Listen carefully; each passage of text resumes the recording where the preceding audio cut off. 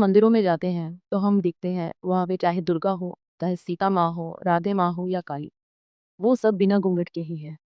हम उन्हें घूंघट में डिपिक्ट नहीं करते। हम सीता माँ को बिना घूंघट के देखते हैं। वो बिना घूंघट के भी एक आदर्श नारी थी, है और रहेगी। Same with Radha.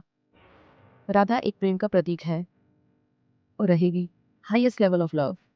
लेकिन आज भी हमारे देश के कई कोनों में, स्पेशली यूपी, बिहार, राजस्थान, हरियाणा जैसी जगहों पर ये घूंघट प्रथा आज भी प्रिवेलेंट है।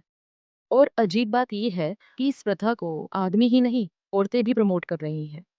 वो खुद दूसरी औरतों को डायरेक्टली इनडायरेक्टली सिखा रही हैं कि इस प्रथा को कैसे आगे बढ़ाया जाए। लेकिन कभी ये सोचा है कि ये कंडीशनिंग है हमारी, ये हमारे संस्कृति है। अगर घूंघट नहीं करेगी कोई लड़की तो वो बेइज्जती है, ससुर की बेइज्जती है और घर की इज्जत जो है बहू के हाथ में होती है।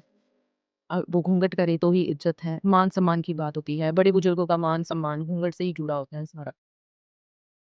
तो अगर वो नहीं करेगी तो उनका अपमान हो जाएगा। और अगर ऐसे में किसी ने घूंघट नहीं करा तो तुरंत उसे जो है कैरेक्टरलेस का टैग मिल जाता है कि अरे ये तो लड़कों को अट्रैक्ट करना चाहती है या ये तो कैरेक्टरलेस है।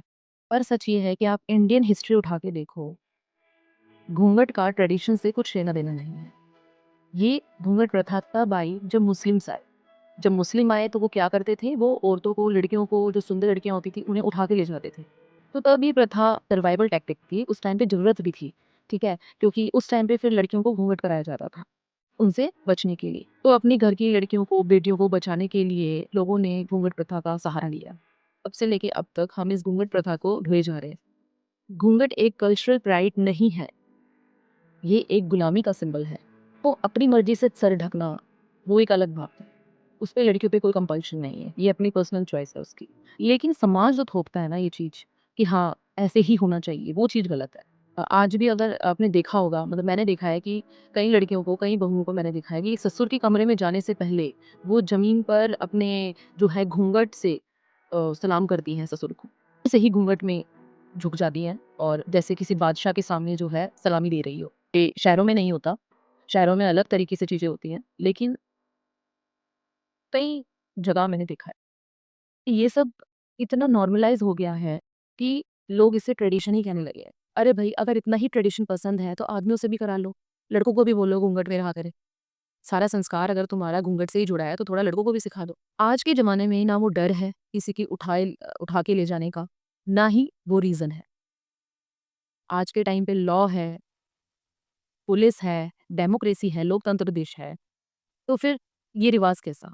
तो किस बात का घूंघट? और जो इस प्रथा को डिफेंड करते हैं ना, कोई भी पीछे से कोई भी लॉजिक दें किसी भी तरह का, मैं उस लॉजिक को नहीं मानती। मैं तो ये कहती हूँ कि मैं तो ये कहती हूँ कि आज के टाइम पे घूंघट प्रथा एकदम खत्म हो जानी चाहिए। पूरी तरीके से इसको जड़ से निकाल फेंकना चाहिए। ये गुलामी का सिस्टम है, संस्कार नहीं।